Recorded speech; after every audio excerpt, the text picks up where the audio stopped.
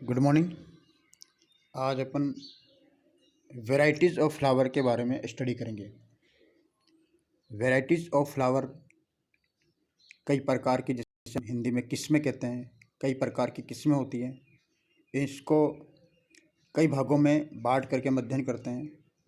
इसमें पहला जो भाग है वो है on the basis of form of the flower, पुष्प के स्वरूप के आधार पर किस्में। इसमें आता है symmetry of flower, insertion of floral organs on thalamus on the basis of variation in structure related to flower and floral organs।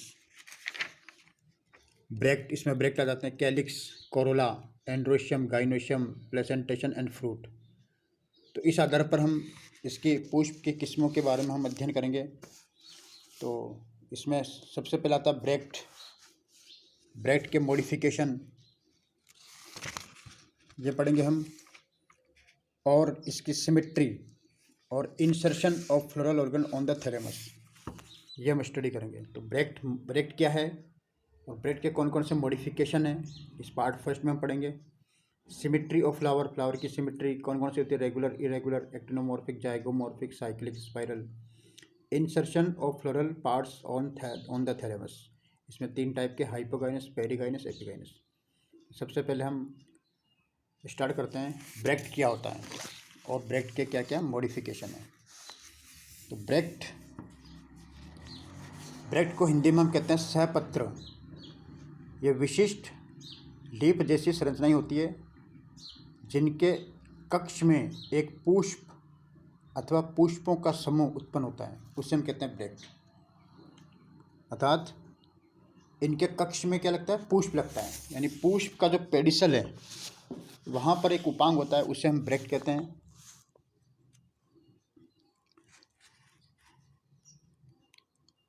तो ब्रैक्ट जो होता है, जिस पुष्प में ब्रैक्ट होता है उसे हम ब्रैक्टिएट कहते हैं।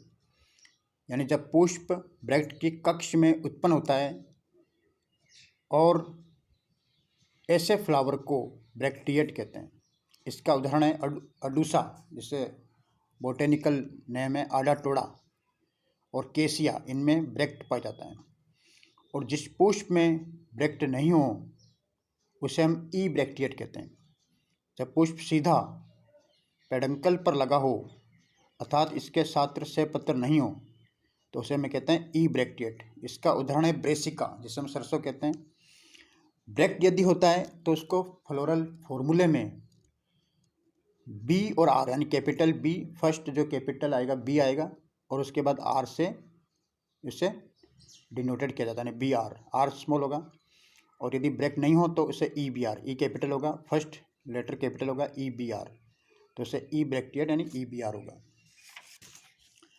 अब आता है कि ब्रैक्ट के कई सारे मॉडिफिकेशन हैं। कई बार ब्रैक्ट विभिन्न आकृतियों व प्रकार के हो जाते हैं। उनमें से इस प्रकार है, एक तो है लीफी ब्रैक्ट। ऐसे ब्रैक्ट बड़े होते हैं, हरे होते हैं और लीफ के समान होते हैं। इसका उदाहरण है आडाटोड़ा और क्लियोम, इनमें लीफी ब्रैक्ट पाया जाता है। दूसरे प्रकार का जो ब्रैक्ट का मॉडिफिकेशन, उसे स्पेथ कहते हैं। ये काफ़ी बड़े होते हैं और कलर्ड होते हैं, आकर्षक होते हैं और पूरे के पूरे इन्फ्लोरेसेंस को ढके हुए रहते हैं। जैसे एस्पेडिक्स पुष्पक्रम, जैसे एस्पेडिक्स पुष्पक्रम पाया जाता है केला के अंदर, भुट्टा में, मेजकोब, ये एस्पेडिक्स हैं। तो इनमें ये स्पेथ प्रकार का ब्रैक्ट पाया जाता है जो पूरे के पूरे पुष्पक्रम को ढके हुए रहते हैं। एक है इन्वोल्यूकर। ब्रैक्ट की एक या कई वल्स एक या कई पुष्पों को घेरे रहती है। तो इन्वोल्यूकर का उदाहरण है कंपोजिटी फैमिली में हेलियंथस, जिसे हम सनफ्लावर कहते हैं।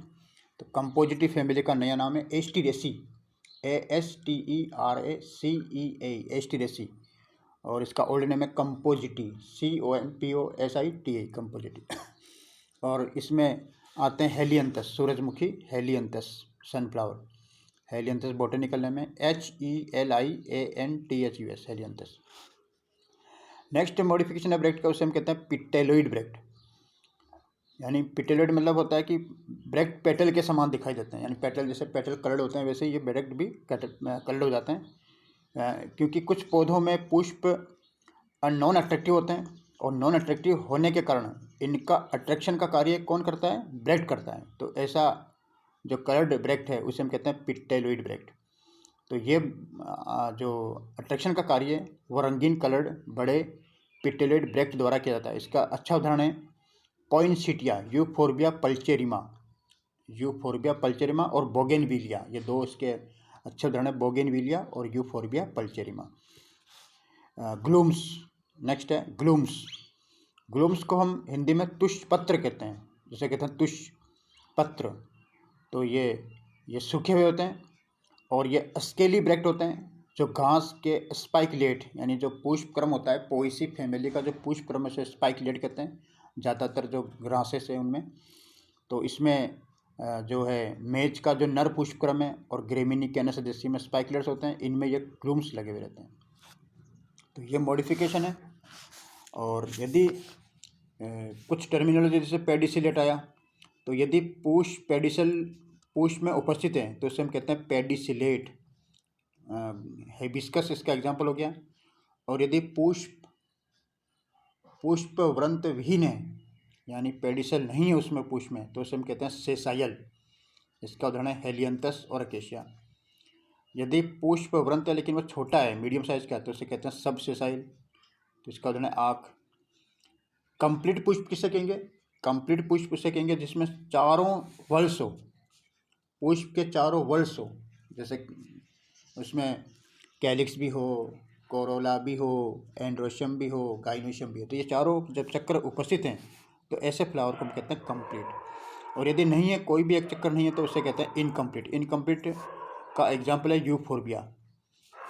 बाइसेक्सुअल फ्लावर या हर्माफ्रोडाइट फ्लावर किसे कहेंगे? ऐसे पुष्प में जिसमें दोनों सेक्स ऑर्गन हो यानी एंड्रोशियम भी हो और गाइनोशियम भी हो, तो उसे बाइसेक्सुअल नाम भी देंगे या हर्माफ्रोडाइट नाम भी देंगे। ज़्यादातर जो पुष्प है वो बाइसेक्सुअल होते हैं, तो इसमें मोस्ट कॉमन आ जाएगा एग्जाम्पल। यूनिसेक्सुअल कि कोई भी ये पुष्प में या तो एंड्रोशियम हो या गाइनोशियम है, दोनों में से कोई भी एक ही सेक्स ऑर्गन हो, दोनों एक साथ नहीं हो, तो यूनिसेक्सुअल हो गया। तो ज़्यादातर यूनिसेक्सुअल फ्लावर ही मिलेंगे कुकुरबिटेसी फैमिली के अंदर। और इसमें भी दो प्रकार के फ्लावर हो गए। यदि यूनिसेक्सुअल है और उसमें केवल गाइनोशियम यानी फीमेल सेक्स ऑर्गन ही हो, तो ऐसे पुष्प को हम कहते हैं पिस्टिलेट कहते हैं। पिस्टिलेट या कार्पिलेट कहते हैं, यानी हिंदी में कहते हैं स्त्री केसरी। पिस्टिलेट या कार्पिलेट के स्पेलिंग में बोल लेता हूँ, PISTILLATE, पिस्टिलेट और कार्पिलेट CARPELLATE। तो एक लिंगी पुष्प में मादा जननांग उपस्थित। इसके विपरीत यदि नर जननांग हो यानी पुमंग हो, तो इसे स्टैमिनेट फ्लावर कहते हैं, STAMINAT, स्टैमिनेट। न्यूटर यदि हो ही नहीं, कोई भी जनांग नहीं हो, तो उसे न्यूटर कहेंगे। इसका एग्जाम्पल है गोल फ्लावर, बरगद का गोल फ्लावर। एक आता है रेगुलर। अब आते हैं सिमिट्री पे। सिमिट्री फ्लावर रेगुलर, जब पुष्प के प्रत्येक चक्कर के सदस्य परस्पर समान आकारिकी के होते हैं, तो रेगुलर जो पुष्प होते हैं वो हमेशा एक्टिनोमॉर्फिक होते हैं, जैसे एग्जाम्पल है सरसों। इरेगुलर, जब पुष्प का किसी एक या अधिक चक्रों के सदस्य परस्पर असमान आकारिकी के होते हैं, असमान, तो ये पुष्प जो है ज़्यादातर जाइगोमॉर्फिक होते हैं। इसका उदाहरण है मटर यानी पाइसम और तुलसी ओसीमम। तो एक्टिनोमॉर्फिक जब पुष्प को किसी भी व्यास या किसी भी लंबवत काट से दो समान भागों में काटा जा सकता है, तो उसे एक्टिनोमॉर्फिक पुष्प कहते हैं। तो एक्टिनोमॉर्फिक रेगुलर होंगे, इसमें सरसों आएगा, गुड़हल आएगा। जाइगोमॉर्फिक, जब पुष्प को केवल एक ही लंबवत तल पर काटकर ही दो समान भागों में बांट सकते हैं, तो उसे जाइगोमॉर्फिक कहते हैं। इसका एग्जाम्पल है तुलसी का फ्लावर और मटर का फ्लावर। तो रेगुलर इरेगुलर, यानी रेगुलर में आ गया एक्टिनोमॉर्फिक, इरेगुलर में आ गया जाइगोमॉर्फिक। फिर है साइक्लिक, जब पुष्प के विभिन्न चक्र पुष्पासन पर चक्कर में पाए जाते हैं, यानी एक चक्कर लगा के होते हैं, चक्रीय रूप से पाए जाते हैं, तो ये ज़्यादातर फ्लावर में ऐसे ही होते हैं, साइक्लिक ही होते हैं। अधिकांश एंजियोस्पर्म पुष्प, तो इसका मोस्ट कॉमन आ जाएगा। फिर है स्पाइरल, जब पुष्प की एक या दो भरमियाँ पुष्पासन पर सर्पिलाकार यानी सर्पिलाकार चक्र में लगे हो, तो उसे हम सर्पिलाकार कहते हैं या स्पाइरल कहते हैं। इसका एग्जाम्पल है मैग्नोलिया और निम्फिया। ये प्रीमिटिव जो फैमिली है, रेननकुलेसी के भी कुछ मेंबर में पाया जाता है, प्रीमिटिव फैमिली में पाया जाता है, जैसे मैग्नोलिया सी के अंदर मैग्नोलिया, ये तो ये स्पाइरल हुआ। एक आता है डाइमेरस की संख्या कितनी है। अगर पुष्प में संख्या 2 या 2 के मल्टीपल में होता है तो उसे डाइमेरस कहते हैं। इसका एग्जाम्पल है पेपेवर, अगर तीन तीन के मल्टीपल में है तो उसे ट्राइमेरस कहते हैं, हिंदी में कहते हैं त्रितयी। इसका उदाहरण है एक बीजपत्री पुष्प गेहूँ प्याज में। टेट्रामेरस चतुर्त्रयी यदि चार चार के गुणक में हैं तो उससे हम टेट्रामेरस कहते हैं। टेट्रामेरस का अच्छा उदाहरण है सरसों, यानी ये अपने ब्रेसिकेसी फैमिली के अंदर ब्रेसिकेसी फैमिली का पूरा नाम है अपने क्रूसीफेरी। तो क्रूसीफेरी या ब्रेसिकेसी में टेट्रामेरस फ्लावर की टेट्रामेरस कंडीशन पाई जाती है। पेंटामेरस ये ज़्यादातर पुष्प में पाई जाती है, अधिकांश द्विबीजपत्री पुष्प में पाई जाती है पेंटामेरस, यानी 5-5 के चक्कर में होती है। पुष्प के प्रत्येक चक्कर में कैलिक्स और कोरोला में सदस्यों की संख्या ये 5 या 5 के गुणांक में होती है। ज़्यादातर पुष्प में यही होती है। अब आता है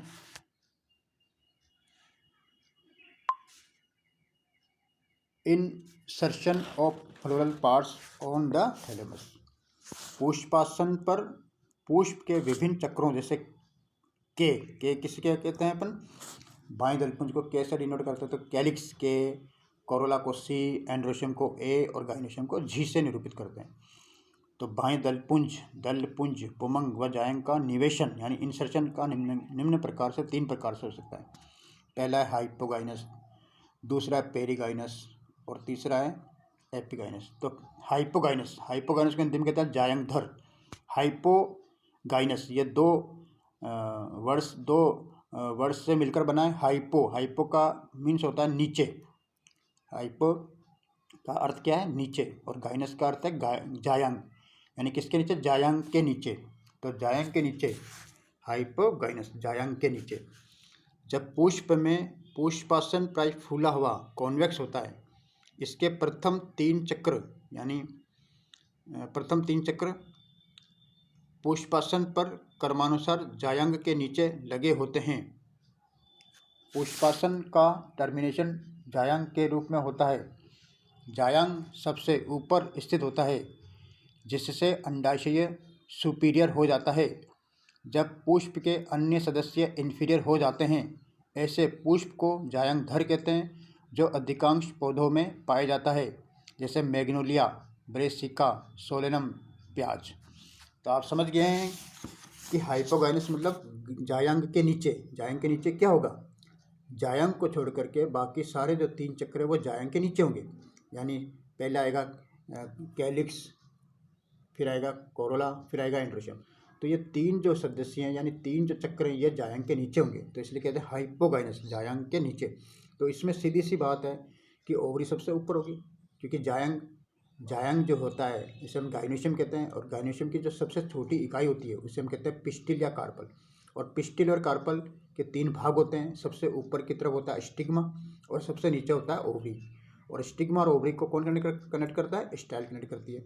तो ओवरी सबसे ऊपर हुई, तो ओवरी तो होगी सुपीरियर, और बाकी जो 3 चक्र हैं वो हो गए इन्फीरियर यानी नीचे हो गए। तो ऐसे कंडीशन को, इस प्रकार के थैलेमस में जो फ्लोरल पार्ट्स का जो इंसर्शन हो रहा है उसे हम कहते हैं हाइपोगाइनस।